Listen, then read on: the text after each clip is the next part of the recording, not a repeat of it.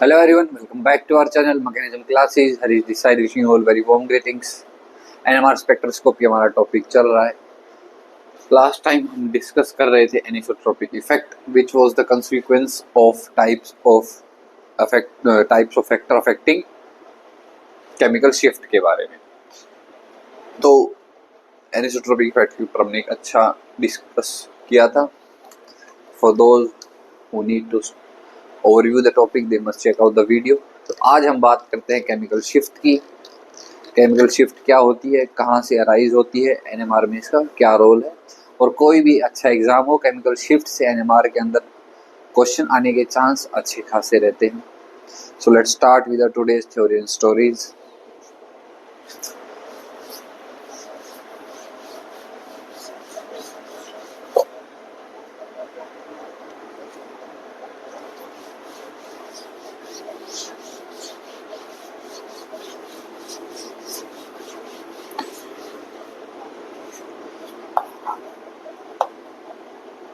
Chemical shift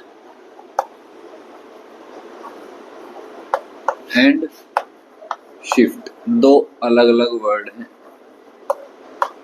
पहले तो ये जानना चाहिए कि एनएमआर पढ़ते पढ़ते शिफ्ट की बातें आने कहाँ से लगी. देखो, हमारे बीच बातें हुई थी कि हमारा एनएमआर पढ़ने का तरीका कुछ ऐसा होगा, बेसिक्स करेंगे, सिलेक्शन रूल वगैरह, फिर ग्राफ्स. तो ग्राफ जब शुरू होते हैं तभी अराइज सबसे पहला टॉपिक आता है. देखो भैया, ग्राफ की मैं बात कर रहा हूँ. एनएमआर में होता ये है जो प्रोटॉन है. अच्छा, इतनी बात याद है ना, हम अभी पीएमआर प्रोटॉन मैग्नेटिक रेजोनेंस और 1H1 एनएमआर की बातें कर रहे हैं. मतलब स्टडी चल रही है प्रोटॉन के बारे में, उसकी मैग्नेटिक फील्ड के रिस्पेक्ट में. तो केमिकल शिफ्ट होती है जो ग्राफ पर जो पीक्स आती हैं, ये जो पीक्स हैं ये है शिफ्ट. मतलब एक प्रोटॉन को हमने एक्सटर्नल मैग्नेटिक फील्ड के अंदर रखा पहली बार, तो उसने अपनी शिफ्ट को, या मैं कहूँ उसने जो शिफ्ट दिखाई अपनी, किसकी, अपनी फ्रीक्वेंसी को शिफ्ट किया, कुछ इफेक्ट्स आए, उन शिफ्ट को हम पढ़ रहे हैं पीक्स के थ्रू. ये पीक्स हमें किसके थ्रू पता चलती है? ग्राफ के थ्रू. बोलो, इतनी बात आए क्या समझ में? तो ये ग्राफ हमें बता रहे हैं पीक्स के बारे में. पीक्स क्या है? शिफ्ट है. इतना समझ लो. बोलो, तो केमिकल शिफ्ट एंड शिफ्ट. तो सबसे पहले बात करते हैं शिफ्ट की. देखो, अगर हमें दो चीजों का कंपैरिजन करना है, फॉर एग्जांपल, कई बार होता है ना बगीचे में एक पौधा अच्छी हाइट का होता है, एक पौधा छोटा रह जाता है, तो हम कहते हैं कि हाँ ये छोटा वाला कमजोर रह गया. किसके रिस्पेक्ट में? बड़े के रिस्पेक्ट में. तो बड़ा हमने क्या लिया? एक रेफरेंस लिया. तो यहाँ पर शिफ्ट को समझने के लिए हमें भी एक रेफरेंस फ्रीक्वेंसी को जानना होगा. इतना समझ में आता है कि फ्रीक्वेंसी का खेल है सारा. Frequency, absorbing frequency, radio wave absorb करता है न्यूक्लियाई, फिर वो शिफ्ट शो करता है. बोलो, ये अपने बीच बातें हो चुकी हैं प्रीवियस लेक्चर्स में. तो शिफ्ट क्या है? शिफ्ट को हम डेल्टा से डिनोट करते हैं. शिफ्ट है frequency of absorbing nuclei minus frequency of reference. यहां पर H लिख लो क्योंकि प्रोटॉन की बात अभी चल रही है. रेफरेंस माइनस करना है किसके अंदर से? जिसके बारे में हमें स्टडी करनी है. एक बात, शिफ्ट की यूनिट क्या होती है? इंपॉर्टेंट बात, बेशक इसे हाईलाइट करके लिख लेना. शिफ्ट की यूनिट होती है हर्ट्ज. लेकिन लेकिन लेकिन लेकिन केमिकल शिफ्ट की यूनिट क्या होती है? Hertz, megahertz. क्या होती है? Surprisingly it's unitless.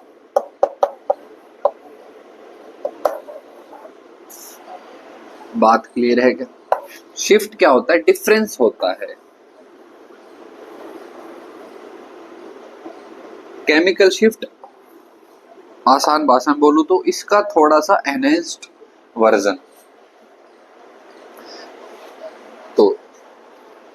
शिफ्ट क्या हुआ, फ्रीक्वेंसी का डिफरेंस रेफरेंस में से माइनस करना है। आई थिंक बातें समझ में आ रही है। ऑल दो टॉपिक हमारे लिए नया है, लेकिन मैंने कहा था हमें थोड़ी सी एप्टीट्यूड, थोड़ी सी मैथमेटिक्स और जरा सी फिजिक्स की जरूरत होगी, केमिस्ट्री अपने आप यहाँ पर बन जाएगी। तो देखो बात करते हैं फिर, तो केमिकल शिफ्ट और शिफ्ट में क्या डिफरेंस है। पहली बात है दोनों शिफ्ट, और बेसिक अंडरस्टैंडिंग ये कहती है इनकी ये फ्रीक्वेंसी का सब्ट्रैक्शन है, डिफरेंस है।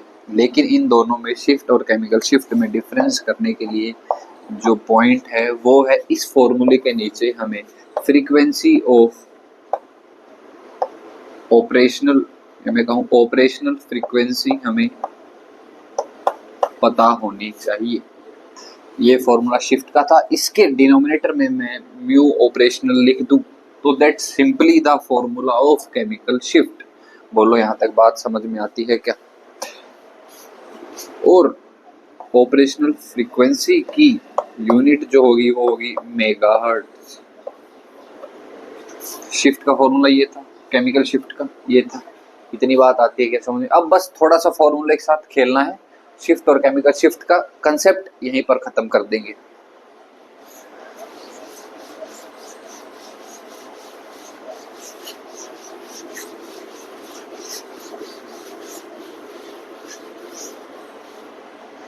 दोबारा लिखता हूं, केमिकल शिफ्ट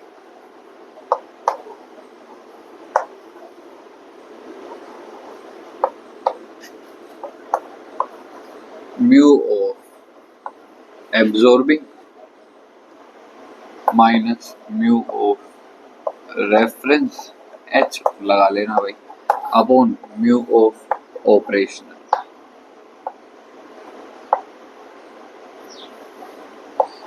एक बात देखना, म्यू ऑफ ऑपरेशनल को मैं म्यू ऑफ एब्जॉर्बिंग भी कह सकता हूँ। बोलो और क्या कंफ्यूजन थी, दो टर्म्स थी जानते हैं, तीसरी टर्म आते ही हमें लगा कुछ तीसरी अलग टर्म होगी। लेकिन mu operation is equal to mu absorbing, और म्यू एब्जॉर्बिंग का फॉर्मूला मुझे पता है,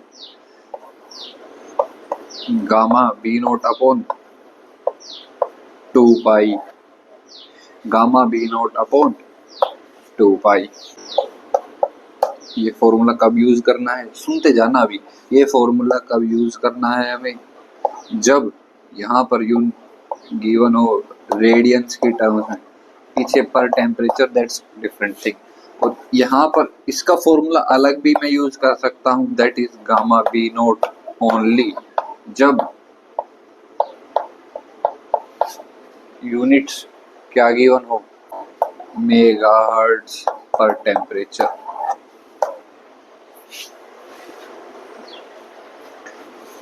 शिफ्ट जानना, केमिकल शिफ्ट जाना, नई टर्म्स आई, हमने उसको और सिंप्लीफाई कर दिया। तो फिर भाई हमने इसको इंट्रोड्यूस ही क्यों किया, क्योंकि एग्जाम में क्वेश्चन में हमारे साथ वो ऐसे खेल सकता है, तो बेहतर होगा हम एक एक चीज को जान ले। तो ये जाना हमने, यूनिट दिखी रेडियन की टर्म्स में तो ये फॉर्मूला उठाएंगे, यूनिट दिखी मेगाहर्ट्ज की टर्म में तो ये फॉर्मूला उठाएंगे। बोलो भैया चीजें क्लियर हुई क्या। अच्छा आगे,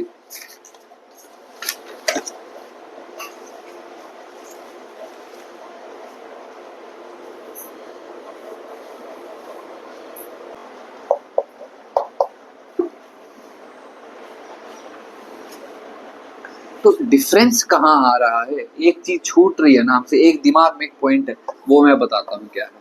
इनकी यूनिट हम हर्ट्ज में लेंगे, इनकी यूनिट हम हर्ट्ज में लेंगे और इसकी लेंगे मेगा हर्ट्ज के अंदर, दैट्स द ओनली डिफरेंस। इसलिए हमने इसको अलग नाम से जाना था।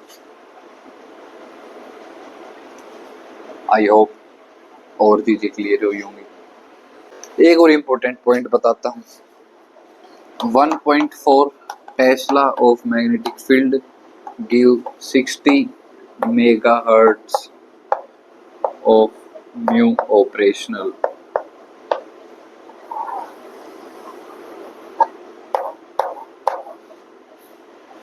काफी जगह कन्वर्जन काम आएगा। और शील्डिंग की बातें भी हम करके आए हैं, तो रिपीट करने का कोई पॉइंट नहीं बनता है।